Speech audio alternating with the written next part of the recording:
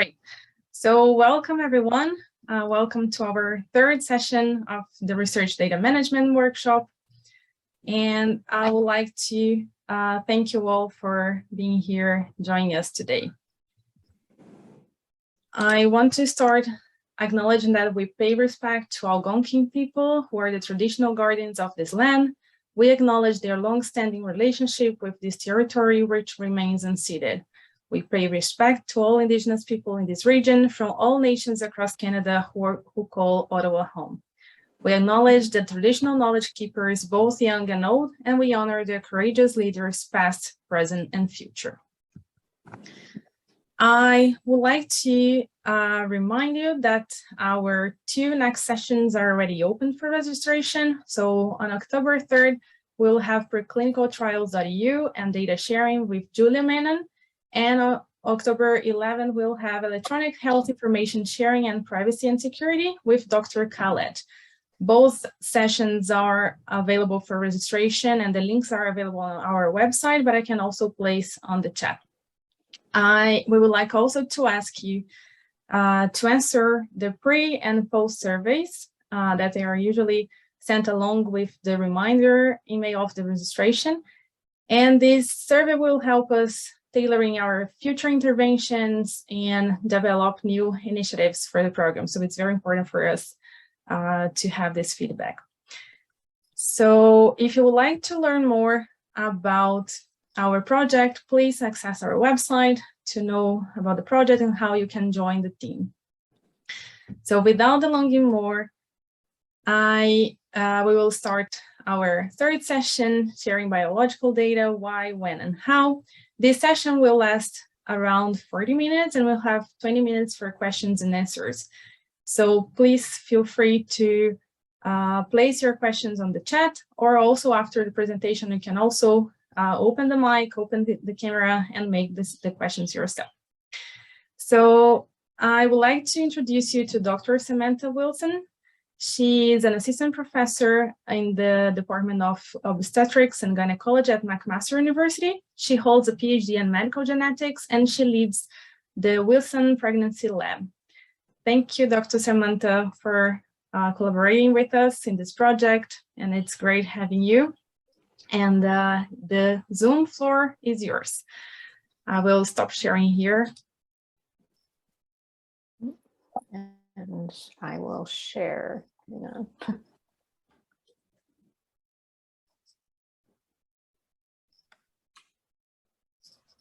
Okay, so today what I'm going to be talking to you about is the practicalities of sharing biological data. So going over some of the things you need to be consistent with and minute details that you may or may not know that causes an issue if you're going to be reanalyzing data that someone else has generated. And just good practices in terms of how to share this biological data. And so just an outline, I will go over the FAIR guidelines of sharing data and how this surrounds a lot of my suggestions on how to properly share your biological data, and go over reasons and as well as concerns that I often hear with sharing biological data. And then I'll go over the details of sharing different types of data. I do have an asterisk next to the proteomics, microscope, structural biology. These aren't my areas of expertise, but I will go over some of the suggestions that we made in a recent paper that I will also be sharing, and then going over some of the details on how to share code. And finally, a suggested checklist for when you're starting to share biological data. Conflicts of interest. I do have a patent application that I'm listed on that's licensed to Adela. So just to, I guess, put that into the slide as well. So last year we wrote a paper for FEBS Letters, which was sharing biological data, why, when, and how. And these are the co-authors who wrote the microscopy, proteomics, structural biology, and the FAIR guidelines portion. So I just wanted to give the credit here of these great people who put the effort into this paper. And I do recommend, if you're looking at sharing different types of biological data, having a look at their sections, especially if you're interested in microscopy, proteomics, structural biology. I will briefly go over these, but the paper is much more detailed and written by experts in that field. So why do we want to make our biological data publicly available? I think what you often see is reproducibility. People want to share the data, and so a source code that will allow you to reproduce the results. And the idea is that this would lead to sound science. And that is great. And that's definitely one reason why you would share it. Another one for me personally is transparency. This, for me, when I'm going through and trying to share my data and source code, I want to be transparent in showing all of my work. So there's many little decisions that go into analyses, and there's not one right way to do bioinformatics or come about an experimental question. So being transparent with every decision that I make and the reason why I made it will allow others to understand my logic behind it and what are some of the limitations with my personal analyses. And if they have any ideas to change that, they can do that as well. So overall, if you are looking for reproducibility and transparency, again, that leads to more sound science, but it also helps others accurately expand off your work. So if they really understand what you did and what the limitations are, then they can expand off that without having to necessarily reproduce the same analyses over and over again. Another reason is that sharing biological data helps us reduce data waste. So we see a lot of cases where people are generating the same data over and over again that we could have used the pre-existing data to answer another biological question. And we all know that funding for science can be quite low. And so trying to generate data where we're able to answer new or novel biological questions without reproducing similar data sets will help us reduce data waste. And then again, pushing the field to reuse the data and generate novel new data only when you really need it will help us reduce this waste. Finally, it increases the reach of the research itself. So if you generate a new data set, then others can reuse that data set to answer other biological problems. And this is especially helpful in labs where they're just starting out, or they may not have the equipment available to them or the money available to them in order to generate these data sets. And this will allow unique perspectives from different laboratories to be able to reuse all of this data. And then of course, now many funders are often requiring data to be accessible. And so that is another incentive. To touch a little bit more about increasing the impact, not only of the work itself, but it can also increase the impact of the researcher's work. And it can demonstrate a track record of excellence to resource sharing. So we're starting to see awards that are dedicated to good practices in sharing biological data. So you see the Research Parasite Award or the Research Symbionts Awards that recognize this type of data sharing. And then finally, when you prepare, this is a personal favorite of mine, when you're preparing to share code, it does take a lot of time, and you do have to go through all of your code and all of your data to make sure it meets the standards of the repository that you're depositing the data and code to. And when you do this, you actually end up most of the time finding unintentional errors. So it allows you to fix those errors before you submit your manuscript to publish and before you submit that data to a repository. So it actually is a good self-check in order to try to catch some of those unintentional errors that we all have. Another thing I'm not sure if everyone is aware of, but you can actually assign DOI to a lot of these data sets as well as source codes. So that will make the data set and the source code citable independent of the publication as well. So there is a citations incentive in terms of making your data and source code publicly available. And then one that I always try to bring up as well is that there's a lab record of the data. So if anything happens and someone messes with the raw data, or you lose the data because something happens, you still have a copy of that data that's on an external repository and will always be there, and will be the exact copy of the data that was used by the original person working with the experimental data. So when you have a trainee that moves on and it's now been a decade and somebody comes back to you that they have a question or they want access to the data, you don't have to spend hours and hours trying to find it and understand what was originally done 10 years ago, because that will all be on a repository and easily accessible. Now, I think it's also important to discuss that there are concerns around data sharing. I'm going to discuss a couple of them. The first one being, I hear a lot of people concerned about the amount of time spent when you are preparing the data and code for sharing. And I'm not going to lie, it is a lot of time to put these data and metadata and source code into the format that it needs to be. However, you can kind of think of it as you're preparing yourself for the future, because it will be easier now to put the time in and to deposit the data on a repository, list all the details of source code and analyses, than it will be to try to remember what you did 5, 10 years in the future. So if you don't do it now, if you don't have these details put down now, you'll end up spending a lot more time later. The other issue that is commonly discussed is privacy related to human subject data. And there's a lot of papers that go into detail on this, and I'll give references at the end of the presentation for those that are interested. And I do recommend reading them because they're great papers discussing this. But I think the one thing is we need to acknowledge that not all data can be publicly released, because there is that issue of private health information. But there are ways where you can still make your work reproducible and then transparent as possible. And one of these ways is control access repositories. So the European Genome Phenome Archive, or EGA, puts raw, usually FASTQ files into a repository behind a data access committee, so people can apply, and then they have to be researchers or have certain criteria in order for the data access committee to sign off that you can use the data. Important to know that the data access committee is not the authors. So this is an independent third party that will decide whether or not you meet the defined criteria, and then they will allow you access to that data. If you're not able to put raw data out there, you're still able to put population level statistics.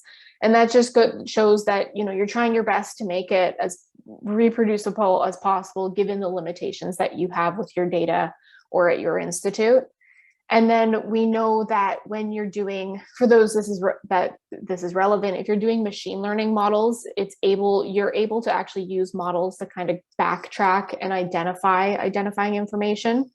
And so that there are software available, such as differential privacy, that will actually mask the public health information and avoid that issue when you're moving forward.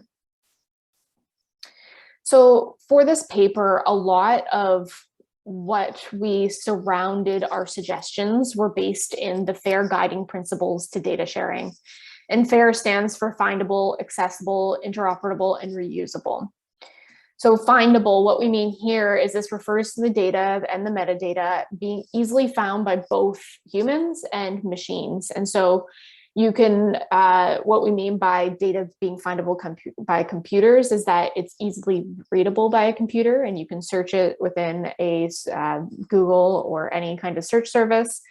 And then when you're looking at the data itself, the data and metadata should be consistent. There should be a project identifier that links both the data and metadata, and both the data and the metadata should be meticulously described. I tell my students that you should write this for your future self and assume that you have lost all your memory on how you've done this, because 5 years or even just a few years later, you may forget exactly how you defined things and what your data means.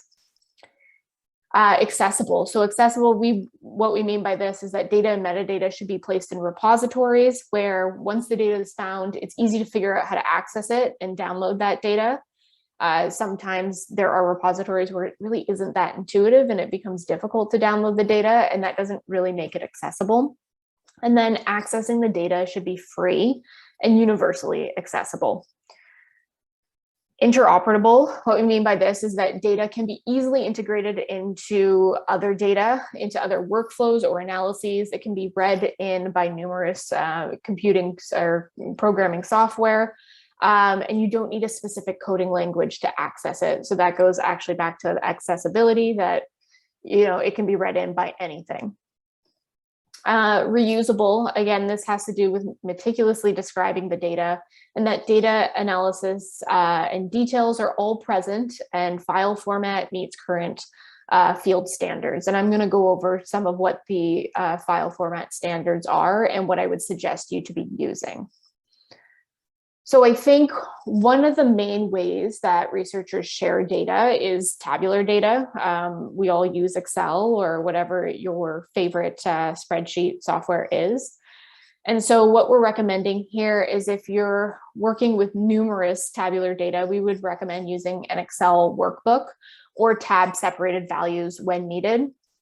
But we do recommend not using a CSV because this can become an issue if you're reading it into certain programming languages, and can be difficult to read this in. Notation should be consistent, and not just consistent within the table, it should be consistent across all tables for your particular project and all data columns and rows as well. And what I mean by consistent notation is I've seen female with a capital F, with a lowercase f, with just a capital F, small f, the number 2. So if you're going to say female with a capital F, that has to be consistent across all of your files for a given project. And then also paying attention to blank or missing data as well. If you just put NA or NA in quotation marks or blank or none, that is also very inconsistent, and it takes time to fix that when other people go to reuse your data. Important to note, don't put spaces anywhere in your files or in your file names. This becomes a huge issue when you're reading this beyond Excel into any kind of programming language, and avoid any kind of other special symbols because those symbols mean something often in programming languages, and it creates a big mess. And dates should be year, month, day, just to be consistent, and we don't get confused with Canadian, where we either do day, month, year, or month, day, year. So doing year, month, day will just keep everything consistent. And I do want to highlight these 2 papers by Shannon Ellis and Jeffrey Leake, and then Carrie Broman and Kara Woe, who do a fantastic job of going over how to share tabular data to make sense for people that are using it or collaborators. So if you're interested in this, really give these papers a read. They're really great. And it was Broman and Wu that actually put forth the idea of data dictionaries. So if you're working in an Excel workbook, you can have your first sheet explaining every single variable that you have in your tables, the name of the variable, the plot, if there's a plot in it, and a description. And in my recent publication, what we've done here is we've gone over every single supplementary table that we put forth in our paper.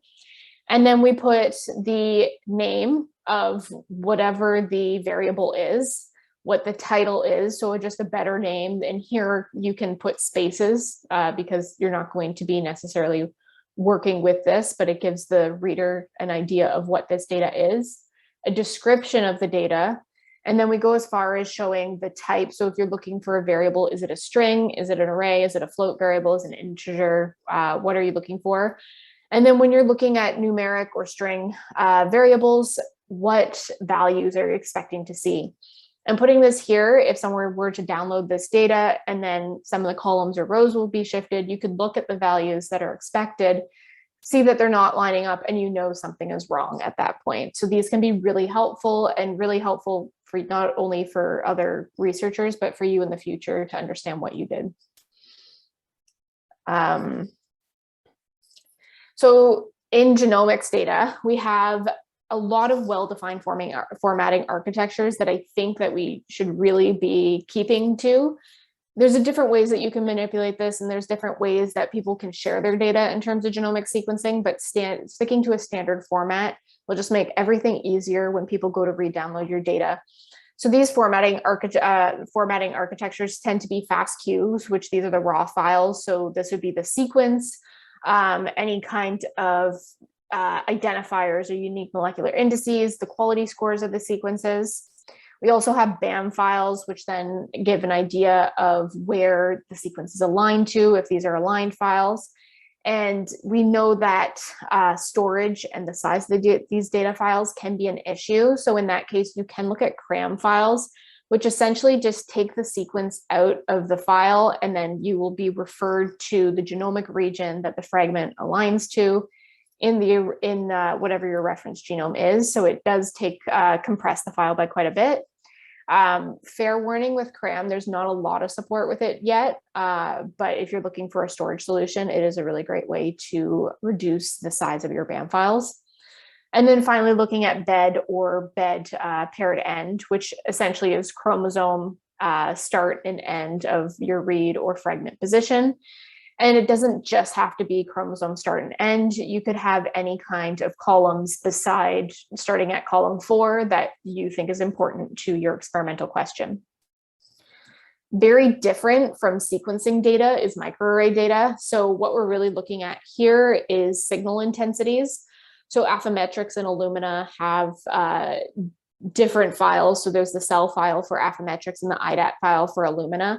So you could share those as your raw files. And because these are probes and not any kind of genomic sequence, they don't need to be put behind a data access committee such as EGA. So these can be put on Geo themselves, and Geo does accept cell and IDAT files.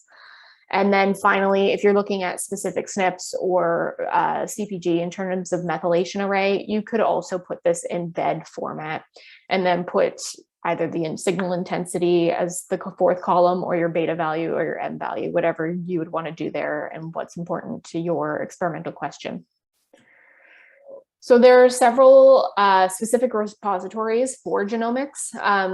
The one I most often see used is GEO, which is the Gene Expression Omnibus, which goes anywhere from gene expression to methylation to RNA-seq to ChIP-seq data. It could be anything. And they accept a wide variety of formats.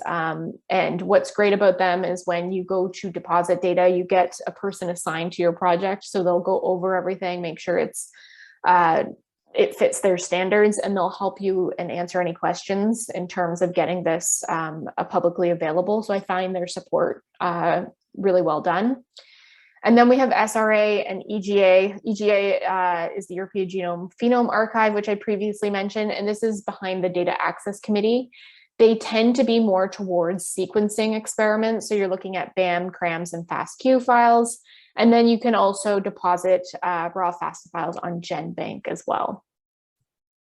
For proteomics, we're looking at the .raw, the .wif, or the MXML files. And there's several proteomics repositories that you're able to deposit this type of data on. So we have PRIDE, Massive, PASL, and Panorama Public. But I am going to refer you to our paper for this one, since Woot did a really good job of putting this all together and giving you a lot of details in terms of how to share proteomics data.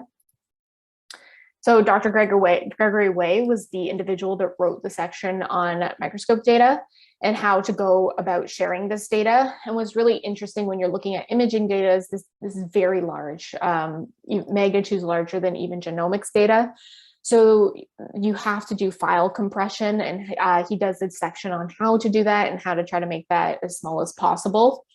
And then he suggests several repositories, which depend on the type of data that you're looking to share, as well as the size of the data.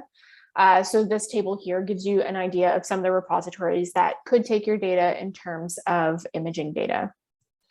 And then finally, for structural biology, again, the file sizes tend to be quite large. And so some of the repositories aren't able to take very large data files. So that's something to keep in mind if you're going to be sharing very, very large data files. But these are several repositories that you can use in the file formats that they would accept. So there's a lot of data that doesn't fit any of the fields that I just mentioned. And you might be wondering, well, where do I put that data, or explanations of how I did analysis and details that don't necessarily make it into the manuscript. And in these cases, we have generalist repositories. So we have repositories such as Zenodo, Re3Data, and Open Science Framework, or OSF. And these are really great repositories to create entire projects, and you can basically put everything in there. And on top of that, you can make a repository private versus public. And so it's also a great way to collaborate with others and have conversations about your projects as well. And then you can make that public after the fact once you publish your manuscript. Zenodo allows you to link any kind of source code or any kind of projects to a GitHub or Bitbucket repository, and also assigns a DOI, which is really helpful. And as you update your GitHub or your Bitbucket, you can do another release and assign that release to the corresponding Zenodo project as well. And this leads me into how do you share code? And there's a lot of details in here that I don't necessarily think usually make it when you're sharing code into the README files or files in general. So the first file you often see when you go onto GitHub or Bitbucket or any kind of code sharing repository is the README file. And what I would expect to see there is a detailed description of the project. If you have more than one script, I want to know the order that you're running these scripts in. I want to know the details on the computational infrastructure needed to run the script. So I have some scripts where I'm using like 5 gigabytes of RAM, and I have other ones where I need a terabyte. And we need to know that because some people may not, their infrastructure may not actually allow them to run that type of code, and they'll need to work around your code. Any kind of computational programming languages and any packages that you're using, you need to put the version numbers, because as things develop and change, your code may not be reproducible in a different upgraded version or even a previous version. So that allows for better reproducibility and transparency in what you're doing. I know there's a lot of people that have in-house solutions for certain things to work around code or solve a particular problem that you may have on your high performance computing cluster. But when you go to share this, that's not going to be reproducible. So trying to have no in-house solutions will be better in terms of data sharing and code sharing. And then on top of that, you need to put the details of what all input files for every script is and what the output files are and what they look like. And this is important in terms of, again, reproducing any kind of work that you've done. So where does the code go? And so the code goes in generalist repositories such as Zenodo. But one important thing is that you never want to put all the code in a repository that's just 100% in the author's control. So you don't want this on a lab website. You can put this on GitHub, but don't have that as the only deposit of your code. And again, not in Bitbucket as well. So you can use Zenodo and GitHub. And as I said, you can link these two and assign a DOI to your code or to your project. And then this will guarantee persistence, as well as telling individuals what, if you go to develop your code after publication, what release of code you were using at the time of publication.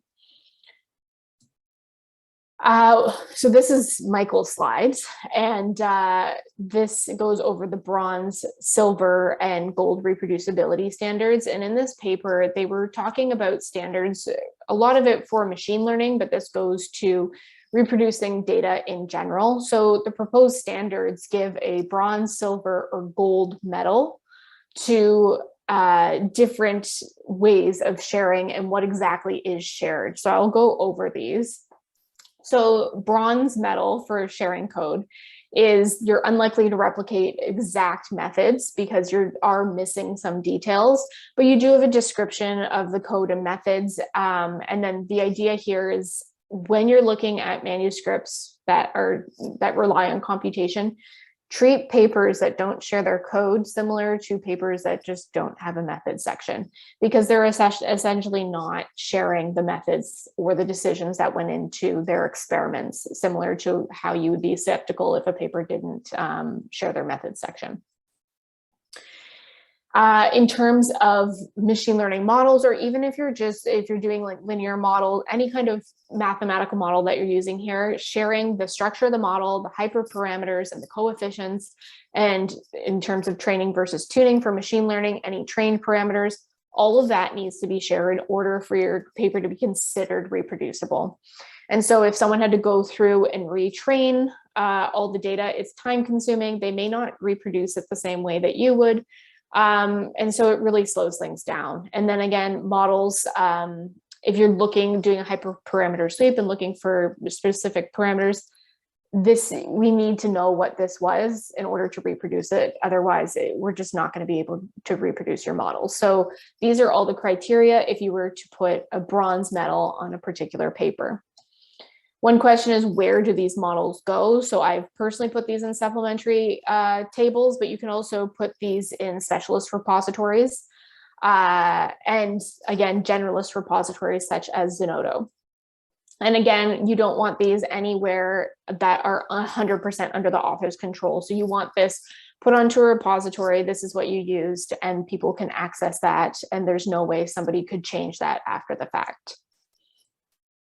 So the silver standard or the bronze medal kind of ups the ante a little bit, and they want all the dependencies, so all the packages, all the things that you need in order to reproduce your analysis to be set up in a single command.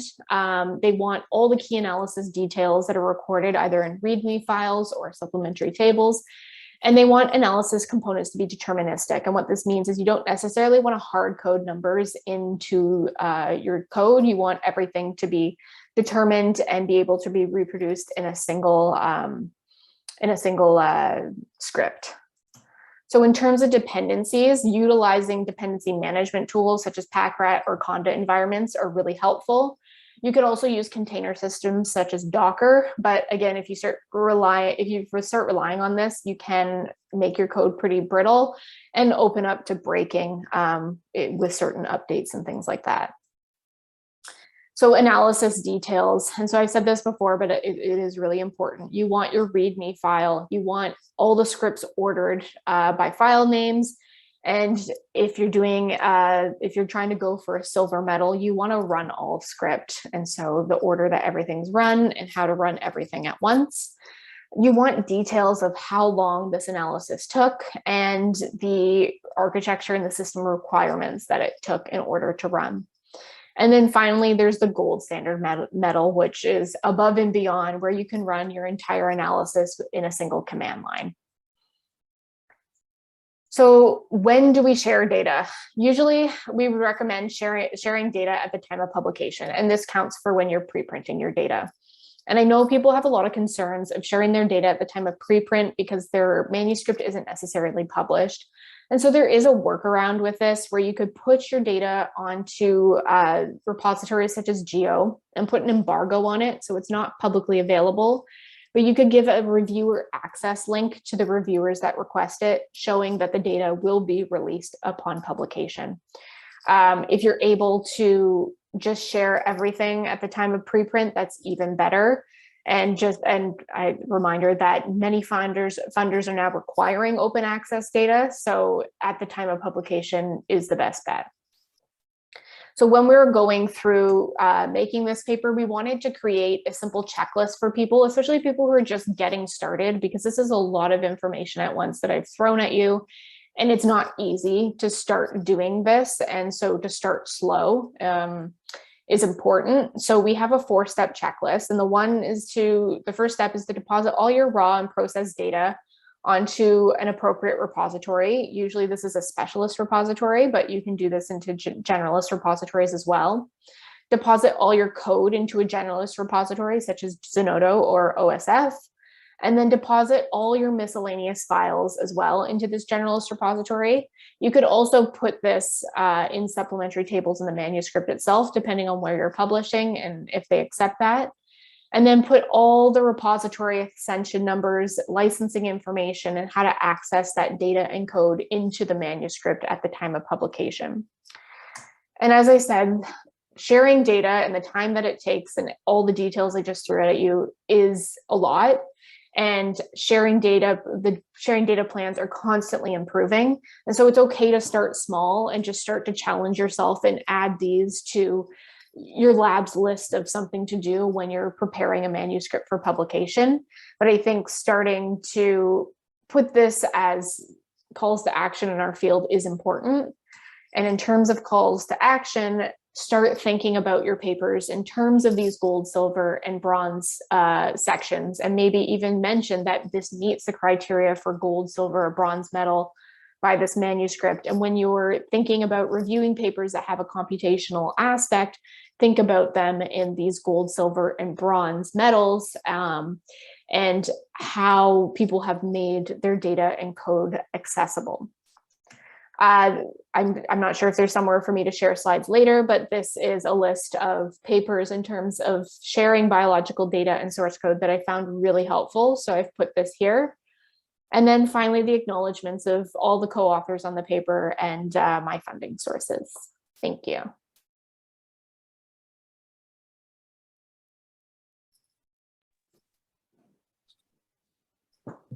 Thank you, Sam. Thank you so much for your presentation. So now we are open for the questions. So you can place the questions on the chat, or you can open the mic.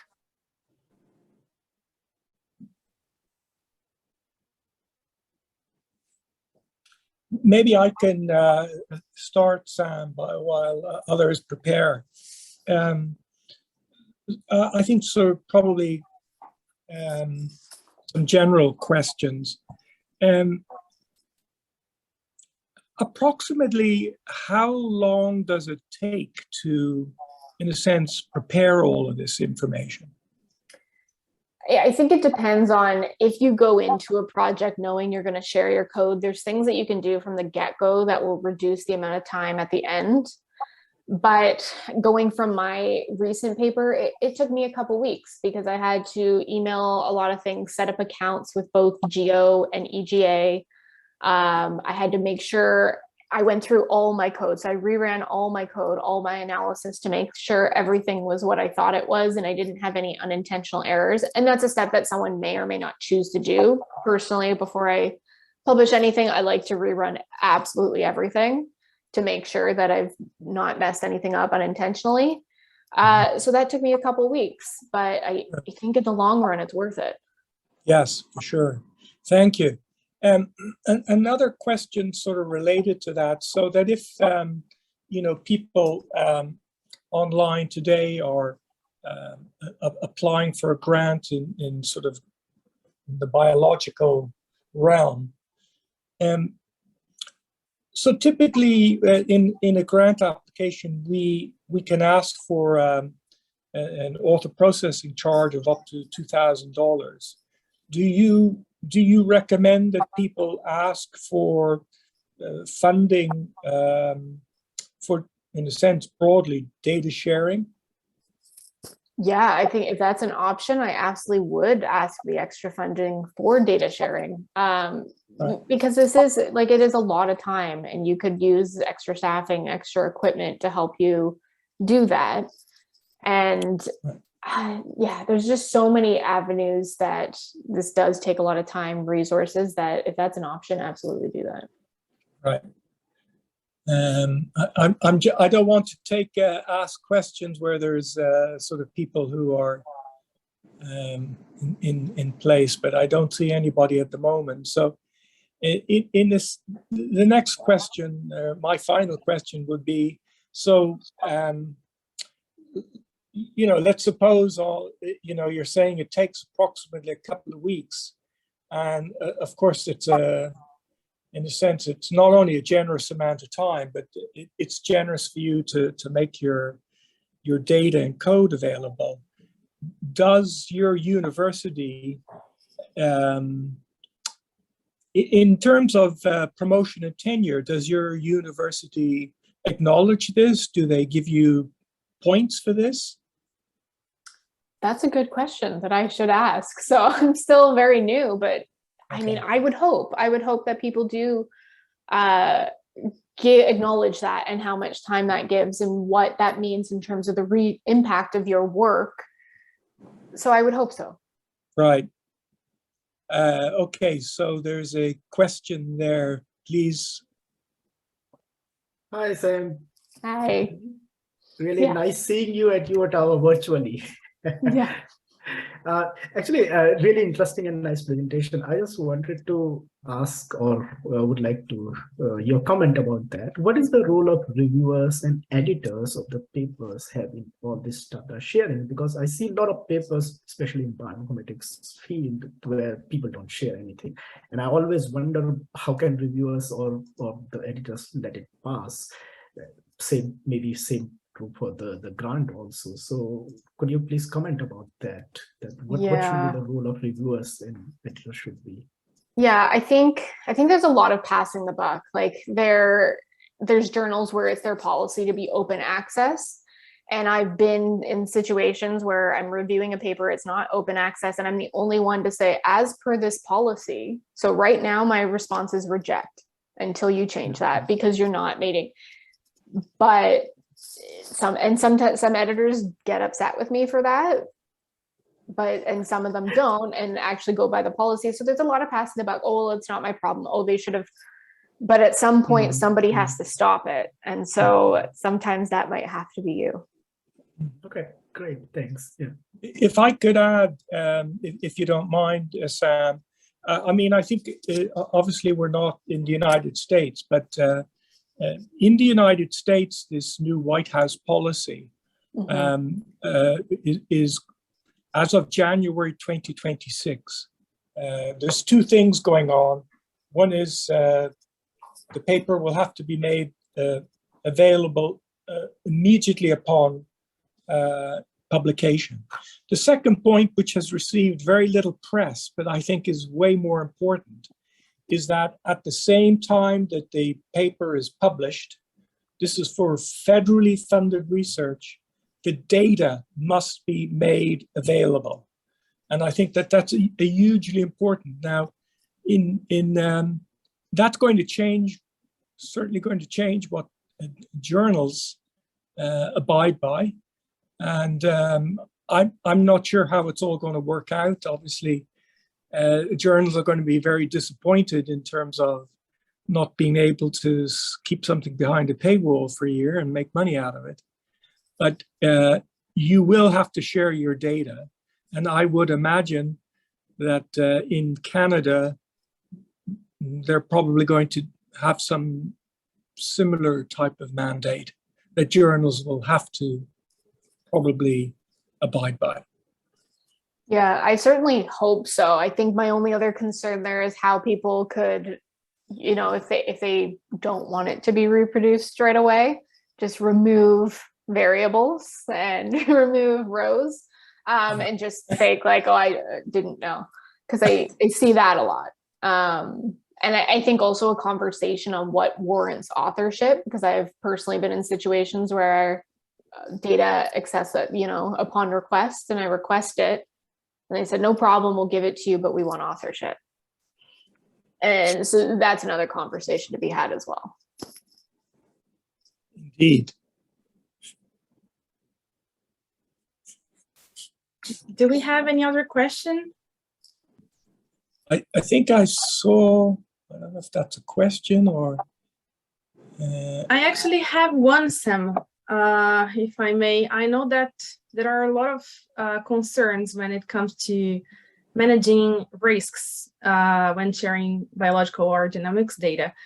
And there are different types of data and different levels of risk. Is there any go-to place or any resource that could help me finding solutions to minimize this risk when sharing my data? Yeah, so there is a paper by Casey Green that goes over sharing like genomics data, where, you know, there might be other issues with other types of data, but they do a really great broad sense of that. And I recommend that paper, because they go in far more detail than we ever did. But yeah, Casey Green's paper on it. Is this paper also available in the reference list? Yeah, it's in the reference list. Yeah. Yeah. Right. We'll make the slides available also. Perfect. I'll send them over to you. We'll PDF them first. Yeah. Any other questions from?